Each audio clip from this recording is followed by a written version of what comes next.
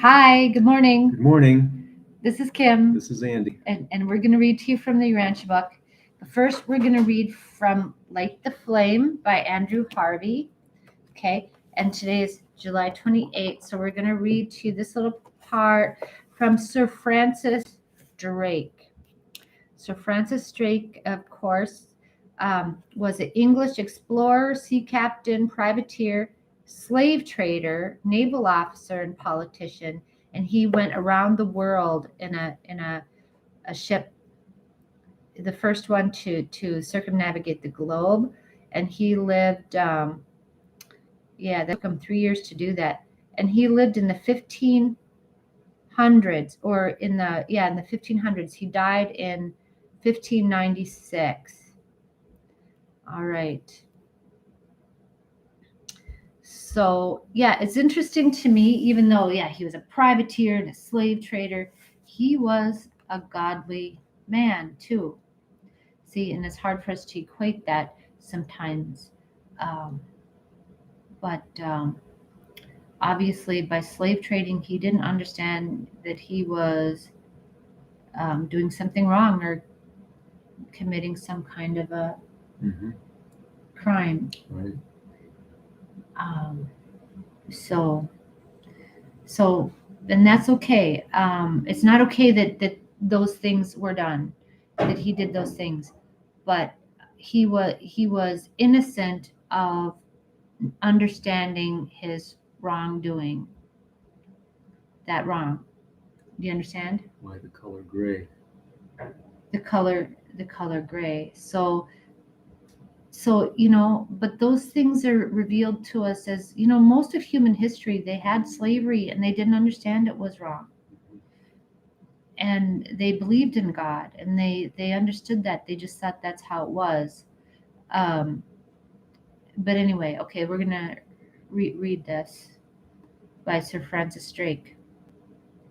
O Lord God, when thou givest to thy servants to endeavor any great matter, grant us also to know that it is not the beginning, but the continuing of the same to the end, until it be thoroughly finished, which yieldeth the true glory through him who for the finishing of thy work laid down his life, our Redeemer, Jesus Christ. Mm-hmm. Wow, okay. So keep going until the end. Mm-hmm. Don't give up, even if it costs you your life, as it cost Jesus his life.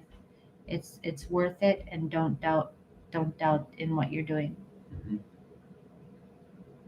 And I suppose it took him a great deal of that kind of fortitude to get Boy. all the way around Right. the globe, right? Right. Okay. All right. Very good. Who's talking to me? Okay. We're going to read here. We're on paper 13, uh, the sacred spheres of paradise, and we're on section 3, the sacred worlds of the eternal Son. Okay, remember we talked about the worlds of the Father that circle paradise, and now we're talking about the worlds of the Son, which is in the second circle. Do you want to read? Sure. Okay. 3. The sacred worlds of the eternal Sun. The 7 luminous spheres of the eternal Sun are the worlds of the 7 phases of pure spirit existence. These shining orbs are the source of the threefold light of paradise and Havona, their influence being largely, but not wholly, confined to the central universe. Personality is not present on these paradise satellites, therefore is there little concerning these pure spirit abodes which can be presented to the mortal and material personality. We are taught that the worlds teem with the otherwise than personal life of the beings of the eternal Sun. We infer that these entities are being assembled for ministry in the projected new universes of outer space. The paradise philosophers maintain that each paradise cycle, about 2 billion years of Urantia time, witnesses the creation of additional reserves of these orders on the secret worlds of the eternal Son. Okay, so these are not personal beings. Okay, again, what does it mean to be personal? They don't have personalities. So, and what I'm imagining here, and again, I don't know. These things just come to me and I just share them, okay? Is that they're like reflective beings, right? Mhm. That because this is the source of these shining orbs are the source of the threefold light of paradise in Havona. Okay, so that those three kinds of light, remember we talked about those three kinds of light. Where is it? I don't know. There's three kinds of light somewhere. Like the mind light, like the kinds of gravity, mind and spiritual luminosity, Mhm. and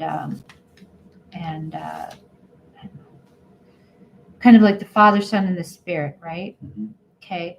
So, but wouldn't the real source of that be the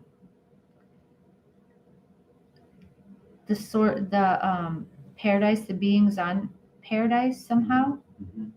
But these beings on the eternal Son are kind of reflecting that light or dispersing that light. Mhm. That's what I'm thinking. Although it does say these shining orbs are the source of the threefold light of paradise and Havona. So I'm thinking they must be. So these shining orbs um, um, are the source of the paradise light. Okay. Well, the source of everything is God and the Mhm. Trinity, the Right. Father and the Trinity, right? Right. But I'm thinking somehow these are like they're reflecting that light, or they're reflective beings Mhm. that are dispersing the light here. Okay, so they don't have a personal will, Mhm. but they are alive in this way. Okay, I'm just going to read on. I don't really understand it, but I'm just going to read it.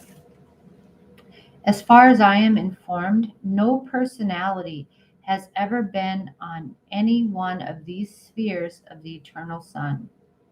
I have never been assigned to visit one of these worlds in all my long experience in and out of paradise. Even the personalities co created by the eternal Son do not go to these worlds. Okay, so these are forbidden even to the children of the eternal Son. We infer that all types of impersonal spirits, regardless of parentage, are admitted to these spirit homes. As I am a person and have a spirit form, no doubt such a world would seem empty and deserted even if I were permitted to pay a visit, because they wouldn't see the impersonal beings. High spirit personalities are not given to the gratification of purposeless curiosity. We don't need to be curious yet. Purely useless adventure. There is at all times altogether too much intriguing and purposeful adventure to permit the development of any great interest in those projects which are either futile or unreal. So, yeah, that's there. I don't worry about it because there's so many other interesting things to do. Mm-hmm. Okay, but it brings to mind like conjecture about what really is a personality, or how can somebody exist without being a person, but it's a somebody. That's a good question. I don't know. I don't know. I don't know. But obviously, this is, yeah, these are. I'm thinking that they must exist without having a real will. They're not free will beings. They're not personal beings. They don't have volition. They're just like the spirit of everything. Somehow, maybe not the spirit of everything, but they don't have awareness of what they are, or any kind of desire to grow or be different than what they are, right? So I don't think they grow,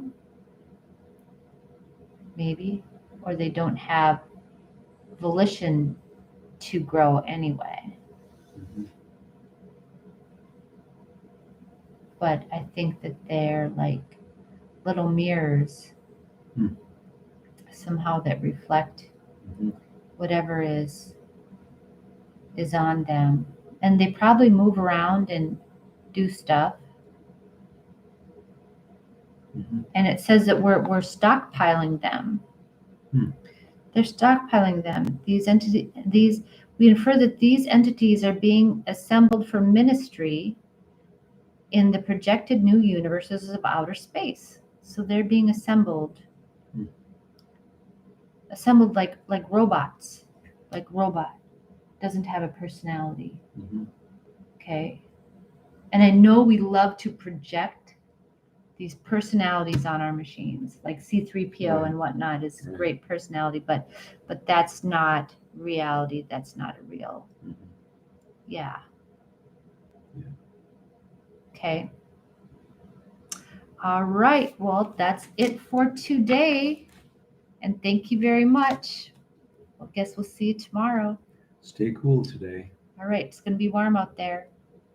Bye. Bye.